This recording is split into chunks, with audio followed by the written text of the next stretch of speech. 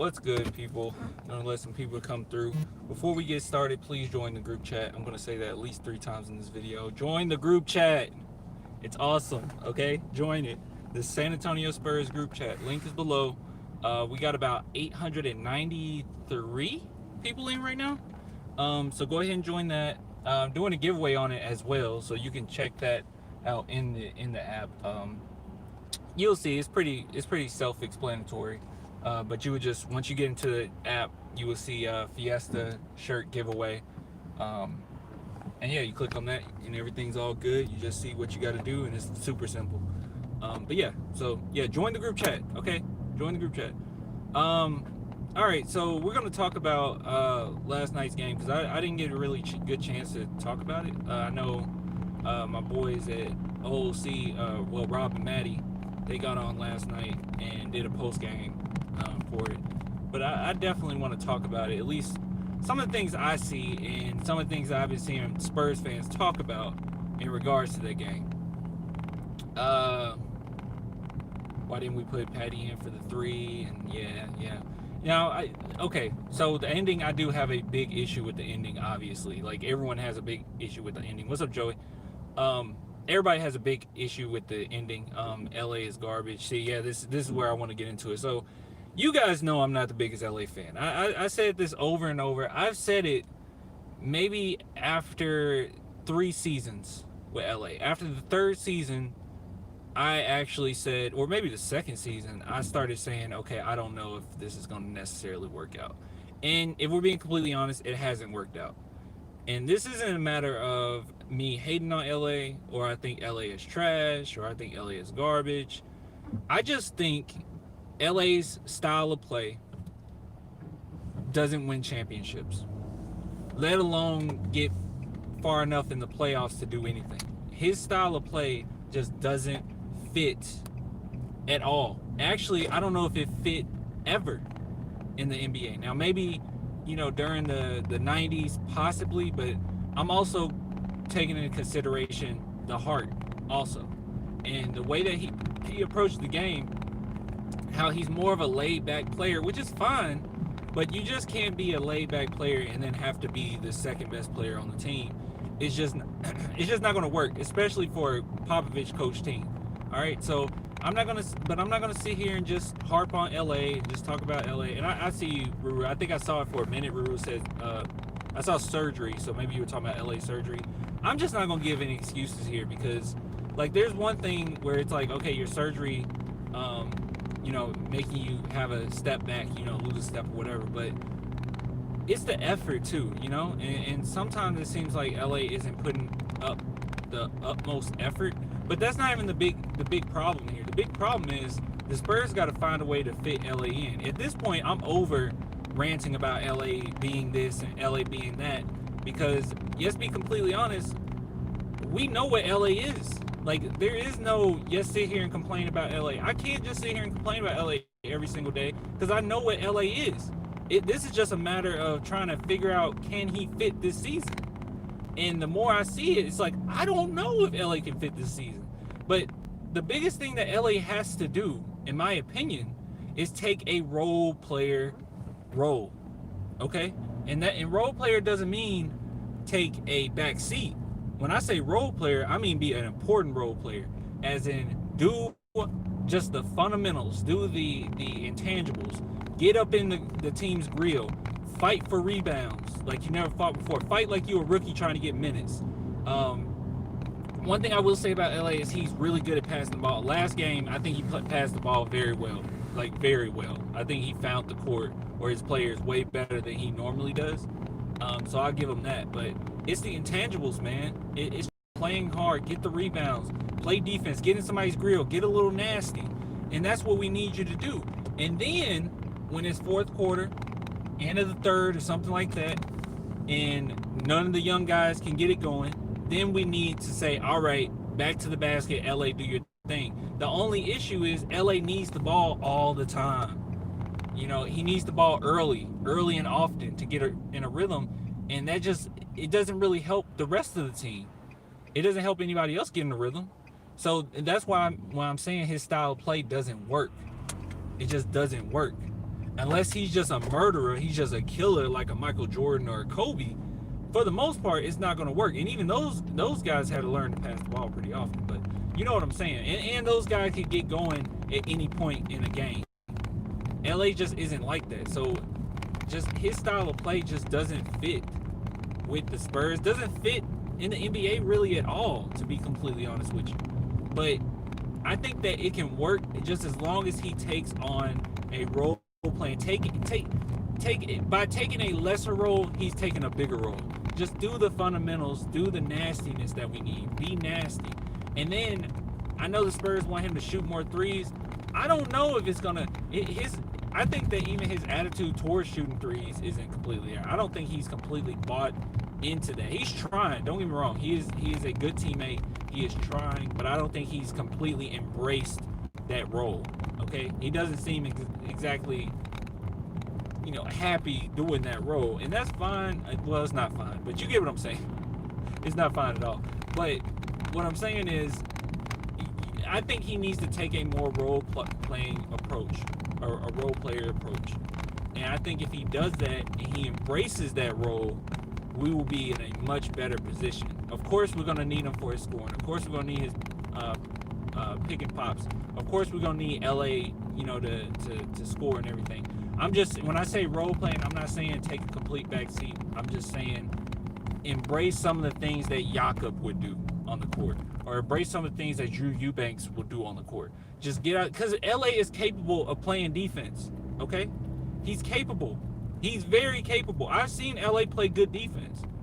When he's embraced his role, he can play good defense. Like the one season I think about is when after he asked for a trade, he came back and the Spurs said, okay, we're going to put it in your hands, the ball in your hands more often. He played really good defense. He played tough. I think even last season he played okay. He played okay defense. He played okay, season before. LA is capable of playing good defense and getting rebounds and being nasty at times. But yesterday, man, he just looked awful. He looked awful. But that's besides the point. It's not all LA's fault, okay? So everyone that's saying that it's LA's fault that we lost that game, it's not LA's fault. He barely played. He said LA is 15 pounds overweight. He barely played in the second half, okay? I don't remember even seeing LA on the court much at all in the second half, if I'm being completely honest with you. So, and I mean, there was a snippet where I was away from the game and I came back and, maybe he played during those minutes. I don't know. But for the most part, I did not see him in the second half. I don't know if that was Pop necessarily making a statement or basically saying that we just need to go small ball. I don't think Pop is really going to make big statements with this squad or with a player like LA. I don't think they're necessarily the type of players that can handle that type of criticism. Okay, if I'm being completely honest. And DeMar DeRozan, even when DeMar DeRozan make a mistake, Popovich doesn't eat him out. He doesn't chew him. Pause. He doesn't chew him out. Okay, he just doesn't. He just pats him on the back, said keep doing your thing. I mean, when he got that technical, Pop didn't do anything. So Popovich knows his personnel, and he knows that those type of guys, it's not worth it. Like getting in their stuff is not going to be worth it. He knows the players that can handle it. He knows the players that can't. So it's just not worth it for them. But with that being said, I have to say that it wasn't just LA's fault. Okay, I can't just blame LA. Obviously, most of us will say that we wanted LA in the game at the end. So, I mean, who's to say it's all LA's fault? Now, I will say, if I want to place some type of blame, if I wanted to simplify this to one singular play, and I wanted to place blame, I would place it on DeMar DeRozan. Now, before I get into it, can you guys please tell me? There's two things DeMar did near the end of the game, but if you guys could please tell me, with DeMar DeRozan, he was taking the ball out at the end, correct? I'm just trying to make sure so I don't place blame on the wrong person. Was DeMar DeRozan the one who inbounded the ball at the end? I was watching it. I'm be honest, I was watching it on my phone. Couldn't watch it on TV or anything. Okay, all right. So it was DeMar who inbounded the ball. Okay. All right. Okay. I blame DeMar DeRozan because in that play, it's like he did not trust. I don't know if it's he didn't understand the play going into the pass, the inbound in the pass. I don't know. But one thing that I saw in particular is that Lonnie Walker was open early, okay? And I know it's 10 seconds left. Maybe the Spurs wanted to take time off the clock, but you don't do that in this type of game. You need a three, and you don't do that. You know that they're going to be playing outside the three-point line. So there's if you got a chance to shoot it, you need to shoot it because you're not going to get a good look otherwise. And I thought that Lonnie Walker had an open shot, and Lonnie Walker was ready to shoot. He ran over to get it, and DeMar DeRozan hesitated and wouldn't give Lonnie Walker the ball. Now, in my personal opinion, the people that were on the court at the time, I was screaming at my phone to give it to Lonnie Walker. I was screaming for it. I felt like Lonnie Walker would hit that shot. I was screaming for it, and he hesitated to give it to Lonnie Walker, and that resulted in us eventually having a poor piss attempt at tying the game. I thought it was awful.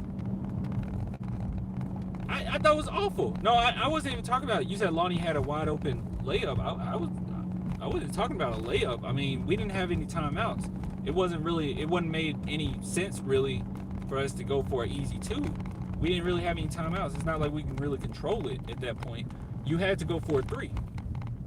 And initially, Lonnie Walker had an open three. Now, it's my first time seeing it. It was my only time seeing it. You know, I haven't seen Rob's breakdown because I know he did I think he did a Spurs film room last night. I haven't watched that. Maybe he showed it at the end. He probably had to show it at the end. So I don't know. I will go back and look at his video. But I have to be completely honest with you. I saw Lonnie Walker open. Initially, I saw Lonnie Walker open. He did not get the ball. Now, I don't know what that's about. I get tired of seeing that. I get tired of seeing sometimes our vets not trusting the young guys. Like, for instance, there was an instance in the first game where Trey Lyles was continuously open. No, not Trey Lyles. It wasn't the first game. I think it was preseason. And Trey Lyles was continuously open. I know he had a poor, preseason, but he was continuously open at times, and the vet still tried to take a contested shot. But in that very moment, Lonnie Walker being wide open like he was for that three, you give it to him easy. I mean, Lonnie Walker got the clutch gene. He just got it. We can tell. Like, we've seen enough games of him where we can tell he does enough at the end of games where he has it. He has that little spark at the end. Another reason why I would blame DeMar DeRozan as far as for that game was the tech. I know, Pop excused it, which you have to with a guy like DeMar DeRozan. And DeMar DeRozan is an excellent player. We wouldn't be anywhere without him. If we want to make any type of playoff push, we need DeMar DeRozan. Easy. One of my favorite players. Like, I'm not going to sit here and just, harp on him, but that technical was huge, and he has a history of doing stuff like that. And I don't know what he was seeing, and I think that was Pop just more so supporting his guys by even throwing in a tech or throwing in a challenge, which I didn't agree with throwing in a challenge at that point because obviously at the end of the game we needed that timeout, right? No, wait, or was this the end of the second quarter? I think I'm getting my quarters mixed up. It was still, nonetheless, it was still a bad tech. Was it in the second? Technical, then foul on the box out. It was at the end of the fourth. Okay. So I don't know why I was thinking second for a minute, but we definitely needed that timeout. It was a dumb challenge, and I think the challenge was more so maybe for a supporting your guy more often than actually using it. Because I heard the announcer say, "Well, you got it. You might as well use it." I'm like, "What? What are you talking about? You'll lose the timeout." That didn't make any sense to me to use that challenge there at all, in my opinion. I just didn't think it made a lot of sense. And at the end of the game, we needed that timeout because we could have easily, well, not easily, but we could have, had more variety as far as what we're going to do, and that would have kept the other team on their heels a little bit more. Like, they don't know if we're going to go for the quick two, they don't know if we're going to go for a three, they don't know what we're about to do next. So, yeah, like, that was a wasted opportunity in my opinion. Wasting that timeout like we did. It didn't make a lot of sense to me. But that's partly, Pop's fault, but maybe I understand, and it's early in the season, okay? But maybe I understand where Pop was coming from with that. But more so, I'm going to blame DeMar DeRozan for what he did on the court, because that was an awful, and that's not the only awful foul he's had in that game, but that was an awful foul. I mean, blocking. It was an obvious blocking foul. I don't know why he got upset about that. I mean, it was an obvious blocking foul. Like, I don't. I mean, come on, come on. And then you see the size of Ingram. Like, I think he was more so just angry that he got hurt. That he got hit and got hurt on that play rather than anything else. Yeah, but overall, I said a lot of negatives. I talked about LA. I talked about DeMar DeRozan and Lonnie at the end of the game, and DeMar DeRozan getting that technical and blocking foul. That was huge. And the foul, I think DeMar DeRozan got a foul on Lonzo too. That's awful one. I'm pretty sure that was DeMar DeRozan. It's like, you guys just wasn't in the game, and we had a lot of open shots we just didn't hit. But that's besides the point. Positives. I think that we got a lot of good looks. Okay, I wasn't angry with all the 3-point shots thrown up. I thought that we assisted the ball fairly well. I think that we did a good job trying to find the open guy. So I said, what you mean DJ was bad? I didn't say that. Maybe somebody in the chat said that. As far as DJ in that game, DJ is the same. Look, man, DJ is the same player that I expected. Like, he's. I just don't think he's. I just don't think he's a point guard. Now, the triple double game. I mean, he had a good game. Obviously, he had a good game in that game.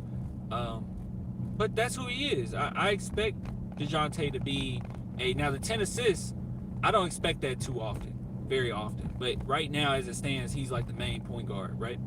But I expect 11, 10 rebounds, 11 points, 10 rebounds from Dejounte. This isn't anything different. This isn't anything new. And I'm not going to just sit here and be like, oh, I don't want to downplay it and just be a jerk and be like, let me just downplay what DJ does. I'm not trying to do that. But I am going to be completely honest. I expect it. I expect 11 points, 10 rebounds from DJ. I mean, that's what he does, right? He always does that. So, and he has so much length and he's good at finding those rebounds. I expect that. He's not a crazy great scorer. I expect at least 10 points from him. So I expect double doubles almost every night from DJ. And I'm not gonna just, like I said, I don't want to downplay it and be like, okay, well, that's just whatever, that's easy. I'm not trying to say that. All I'm saying is he's the same player that I've seen for a few years now. If I'm just being completely honest, I haven't seen a lot of evolution. What's up, Cody? But yeah, I haven't seen a lot of evolution, but I don't want to downplay it because obviously we need Dejounte. He's a great defender, good teammate. I like the fact that he gets in people's stuff when they mess up. Like, I think last game, some people missed a rebound. And one thing I will say about Dejounte Murray, and he got onto the team, by the way. He got onto Keldon and Rudy? Or was it Keldon and Trey? Might have been Keldon and Trey. I don't remember. But one thing I would say about Dejounte is one thing that he's not going to mess up on is grinding. Trying to get loose balls, jumping for rebounds, playing hard. Like, that's one thing, that's his specialty. Okay, if anything's his specialty, that's his specialty. But it's still the same stuff that I see as far as the things that we need I don't want to say we need the most, but things that we really do need, I don't think he's evolved with it. You're talking about either getting or finding the open guy early, seeing plays develop before they happen. I don't see a lot of that. Sometimes it seems like he runs faster than he can dribble. So he just loses the ball at random times in the game. His turnovers is just bad. I don't want to say they're just timely because they're not necessarily like bad timing turnovers necessarily. Usually they're kind of early in the game. when he gets those crazy turnovers. But that's about all I can say about that. Now, did I say positives yet? I don't even know if I said positives yet. Positives, I think that yeah, I did say positives. We got some open shots. Okay, we got open shots. They just didn't knock down. I don't think the team seemed too gassed, because I know that was one thing that people was going to say, that maybe, it's a back-to-back, they're going to be tired. I don't think they looked that tired necessarily. I think we got a lot of assists. We passed the ball well. I can't say we really played great defense, but for the most part, I think that the team looked good. Okay, it looked good. One thing I'll say, we didn't look like a completely different team from the first 2 games, and that's a good thing. Okay, that's a good thing. It's just been a few bad mistakes, like maybe not having LA play at the end of the game, maybe, calling that timeout or calling that challenge late in the game unnecessarily. Stuff like that, that kind of messed us up a little bit, but for the most part, I think it was a very winnable game. I think if it weren't for some of our turnovers and the fouls that we committed, we would have ran away with that game, honestly. And I saw somebody mention Zion. I think Zion is the most overrated. Okay, man, it's only his second year, okay, and he hasn't even played a full year. But I had to say, I think that dude is overrated. Like, I think he's completely, utterly overrated. I don't see it. I don't see it. Like, I see the hustle. I see the toughness. I mean, he get a rebound, his arms, it's kind of over for you. And I'm glad he's okay, by the way, when DeMar DeRozan undercut him on accident, but he definitely undercut him. I would have been really heated if they actually called that a flagrant, by the way. But overall, I think he did fine. Hey, by the way, everybody that's in here, if you haven't already, please join the group chat. It's awesome. Link is below. I got it labeled as chat, and then I put the link there. Just go join that. It's awesome. I think we got about 800. I said this earlier, but I think we got about 893 people. So hopefully we can get to 1K in like a matter of a week or so. And also there's a giveaway on there as well for a Fiesta shirt. But yeah, the last winner was Logan. But yeah, it's a giveaway on there. So go ahead and enter that. Once you click on it, you'll see what to do. It's like super easy. And it makes a lot of sense once you're on there. So, but yeah, good stuff. So if you can go join that. But yeah, man. But overall, last game, I'm not upset. I'm not angry. Look, we're 2-1. We started off great. Even this last game, we didn't play bad. I think we actually are a very good team. I think we're gonna shock a lot of people.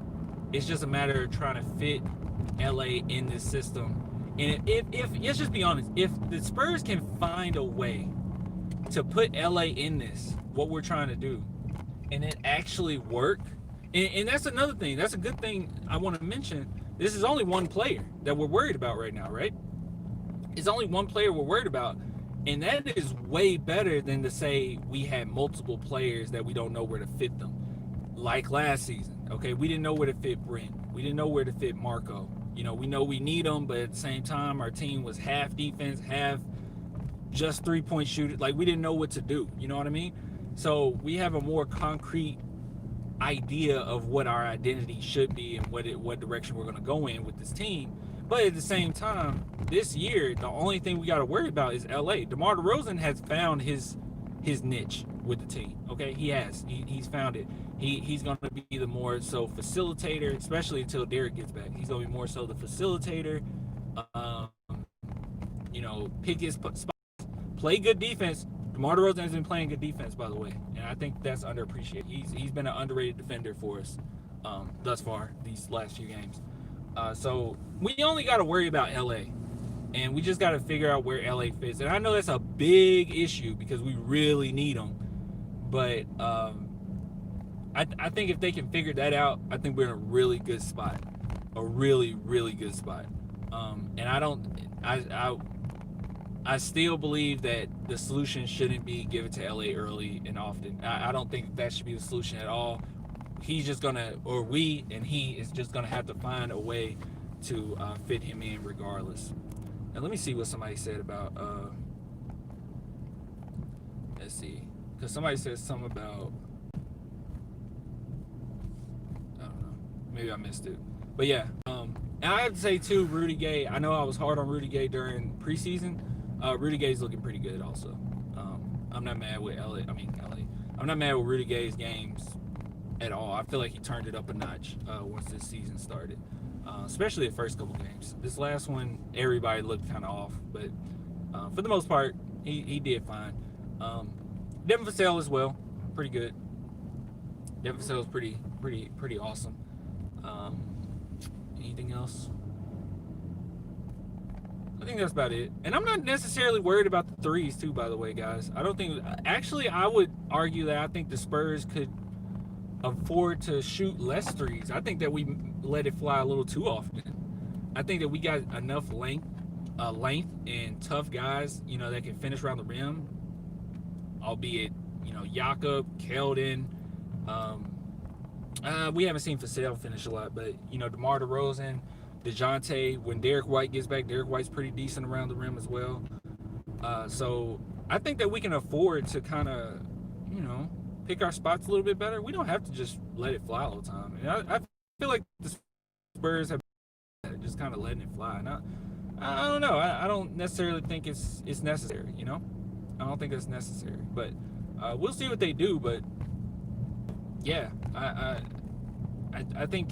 But I don't think that we're going to miss Brent Forbes and Marco as much as we thought. That's all I'm saying. I don't think so. I mean, Vassell is a good three-point shooter. I want to see Dejounte shoot more efficient from three. DeMar DeRozan showed last game that he's capable, so hopefully, that turns into something. But Rudy Gay, decent three-point shooter. He can get you about, 2 or 3 in a game. And most of the time they're timely as well, so that's good.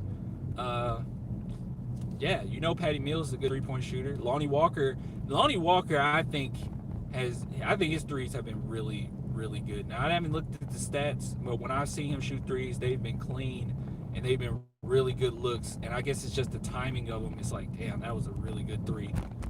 We needed that three right there. So, but overall, we're fine at three, man. So I'm not really worried about that. I know that was like a big cause for concern. Also, Trey Lyles is fine at three. And I was saying that, okay, this is where my criticism comes in for Trey, all right? Because a lot of people were saying Trey is trash in preseason. Everybody was like, trash, throwing that word out. I will say this. His defense is really standing out as not being great with this team we got right now. Like last season, I could excuse it because I said he's playing decently. We don't have, a lot of great defenders on the court at the same time. And that's that. But right now, when we have, guys like Jakob, Drew Eubanks coming off the bench. Drew Eubanks should play, by the way. I don't know what's up with that, and you got guys like Keldon, you got guys like Vassell, you got Dejounte playing, intense, right? You got all these defenders. It stands out when he's not playing well. It stands out, and I've seen it. Vassell can't be a bust. He's joking. Dan is joking. He's trolling, but anyway. But yeah, it's like it stands out a little bit more, and I can see where people criticize him pretty harshly, because it's coming across. Even though I still think he's a good rebounder, a decent rebounder, it's coming across as a little soft, just a little bit. He's and I saw Pop got pretty angry with him too. He's letting a lot of things fly. He's okay with giving up layups at times. He's okay with giving up points around the rim.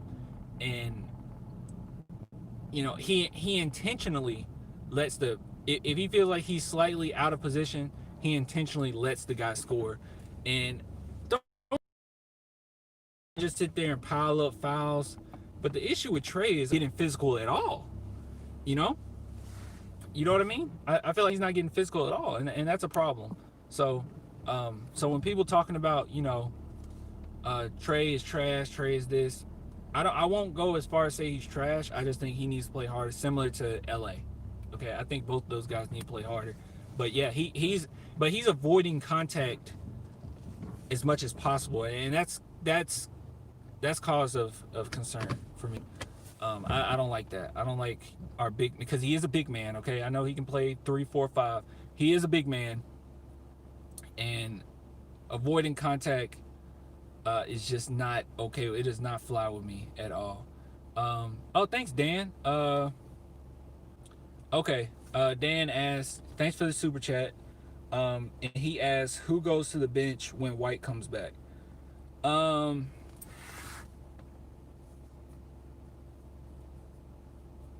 Lonnie. Honestly, if I'm being completely honest with you, Dan, I could see Derek White coming off the bench. If I'm being completely honest with you, I could see Derek White coming off the bench and not getting that starting role, especially with Bryn Forbes not being there. You know, I've been an advocate for letting Derek White start with DJ. Look, if it was up to me, I would have DJ come off the bench or DJ start with White. But you want to open up the floor as much as possible, and I know that's what Spurs want. Lonnie Walker, I think, is a better three-point shooter, or at least a bigger three-point shooting threat than maybe Derek White or Dejounte. I personally would like Derek White to start. It's really tough. It's really tough, but I see Derek White coming off the bench more so than anything else, and I think that will work perfectly fine. But if he was out there with Keldon, that would be huge. Yeah, that would be huge. So I don't know. But yeah, who comes if the Spurs decided, okay? Yes, I'm just thinking of it in Spurs perspective. If they decided somebody needs to come off the bench, and we're gonna start Derek White. If the Spurs say I'm gonna start Derek White no matter what, I really do think that what's his name? Lonnie Walker will be sent to the bench, because I don't think they're gonna send DJ to the bench after what happened last season. Somewhat type of drama. Oh, thanks, McMahon, for the super chat as well. I didn't see that. And he said, Valentino, you are wrong. Go Spurs, go. Okay, what did Valentino say? Valentino.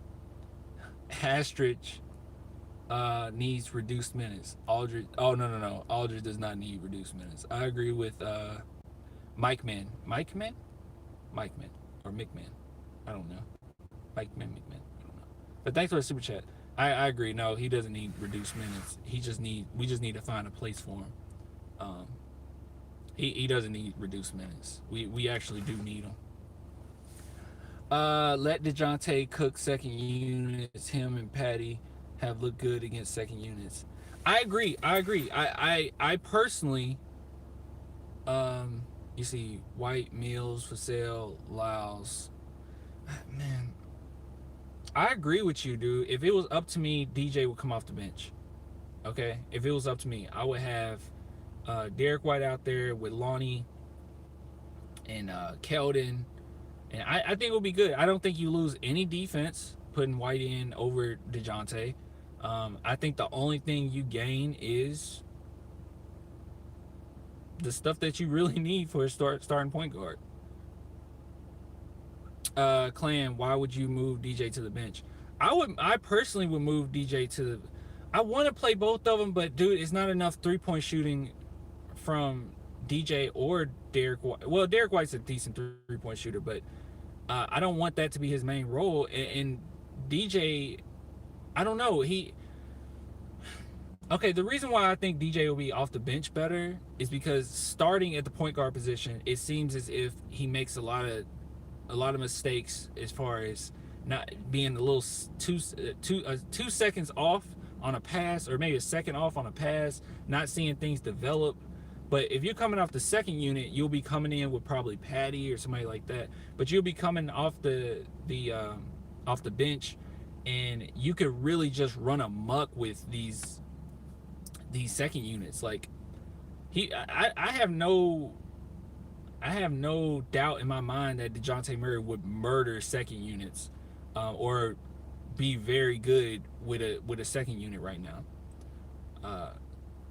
I just think that White is better at facilitating, and I think in the situation we're in right now, like for instance, and you will notice this. Notice this next game, okay? Just pay attention next game. All right. When there's a pick and pop, all right, when LA comes to give a screen for Dejounte Murray goes around the screen, gets it to LA. The pass is always slightly off. It's like not slightly off, but slightly late. It's always slightly late. I notice it all the time. It's always slightly late. And when it's slightly late like that, it doesn't allow LA to just go ahead and shoot the shot. Now LA has to, get into position to back it down or find the open guy because now his guy just came up on him, So it happens often. Now you'll notice it in the next game. That's the small things that I'm talking about. Where if that was Derek White, it would be much quicker. It would be out of his hands very quickly. He would have saw it develop very fast. Dejounte is always slightly off with that, and that's because Dejounte Murray is not a facilitating point guard. That is not who he is. He is a score first point guard. And with that being said, I would want him to be at the shooting guard position starting, but at the same time, if the 3-point shooting isn't there, then it ain't there. You know what I mean? Then it ain't there. So I don't know. I mean, if he can't shoot it, then he can't shoot it. But him coming off the bench, I think he would be great off the bench, but I don't know if he would be okay with coming off the bench. But me personally, I think Derek White should be the starter. I think he is the heart of the team, period. And that's not a matter of saying Dejounte Murray's trash or he's guard. Like, obviously we need Dejounte Murray. I would love for Dejounte Murray and Derek White to be on the court at the same time together. And it probably will work. It probably will work. I mean, they looked good together last season when they were on the court together. It probably will work. And then, have Lonnie Walker come off the bench or whatnot. I mean, it probably will work. And it's not like, that's one thing that, like, we kind of lose track on. Like, a lot of times, us Spurs fans, or fans in general, think this person comes off the bench. Or, like, if these two players start, then that means they're both going to be on the bench at the same time. Not necessarily, man.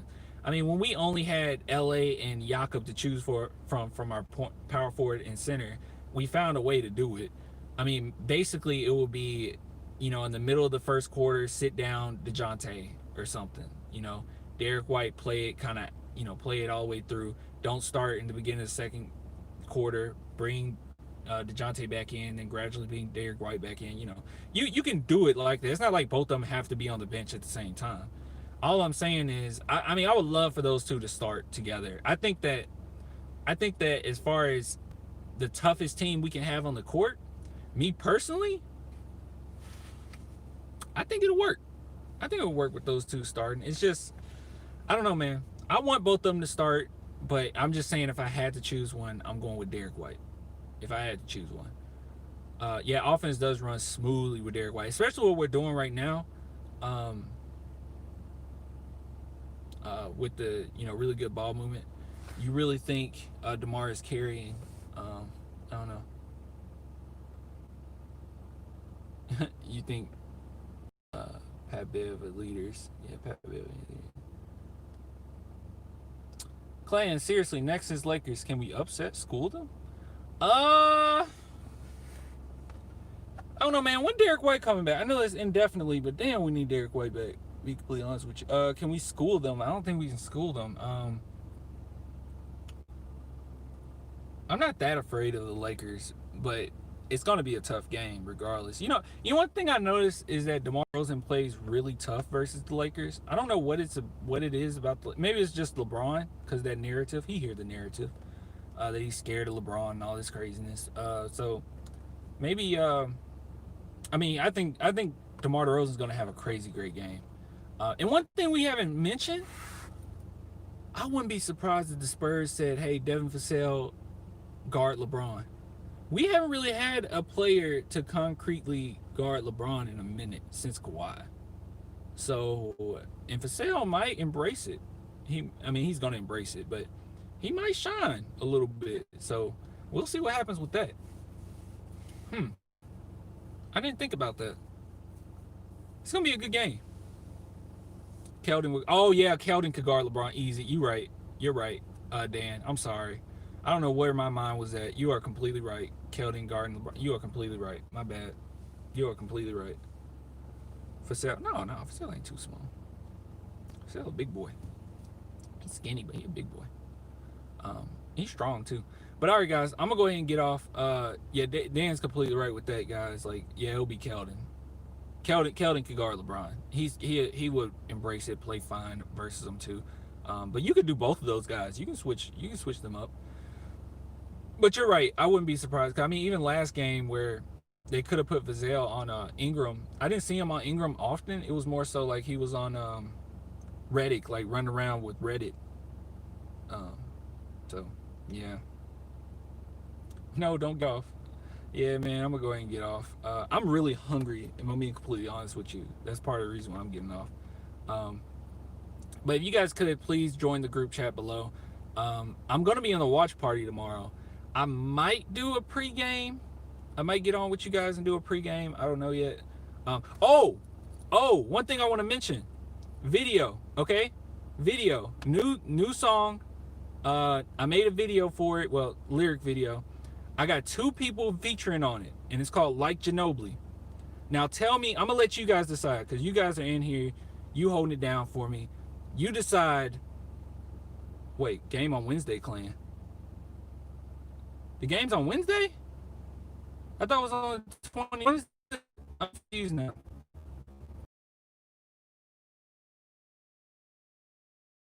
But I got it done already. You gotta let me know. I just need to make it. The game on Wednesday. I thought the game's tomorrow. Yeah. There's a game tomorrow, right? Do we have 2 back? We got another back? So the Lakers game is on Wednesday. You know what? Who do we play tomorrow? Yes, Wednesday. On Wednesday. Are you guys serious?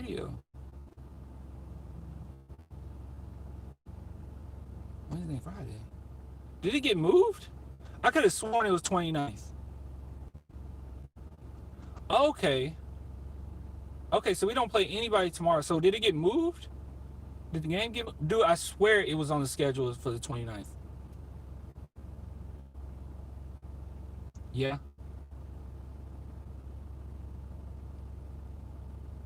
Nope. Okay. I don't know what's going on. Just tell me when should I drop the video. Let me know when should I drop the video. I had no idea.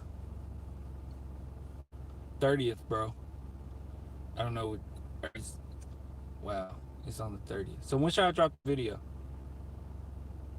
I'll let the group chat decide. Screw it, I'll drop it today. I don't care.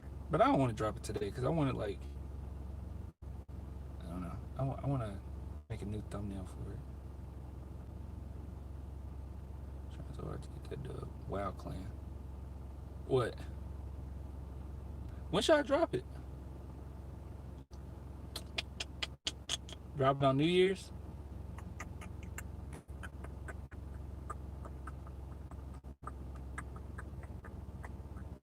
I think I'll just decide. All right. Make sure you cook your meals at home. With the pandemic, it's risky. Oh yeah, dude. Easy. Like, come on. Trey, LA for Clan at this point. All right, guys. I'm gonna go ahead and get off. If you could, try about New Year's Eve. I'm gonna think about it. All right. If you could please join the group chat. Links below. It's right underneath. It says big letters chat. Click on it, join it. You can join the giveaway on there. You'll see the giveaway link or whatever. It's like, it's in the chat, so it's really easy to see. And it's Fiesta giveaway. So yeah, do that. Enjoy yourself. I'll get with you guys later. Till next time, deuces. I'm gonna figure out when I should drop. You say drop it New Year's Eve, but now I'm very confused on what day is what. I could have sworn we had a game tomorrow, but whatever. All right, guys. Till next time, deuces.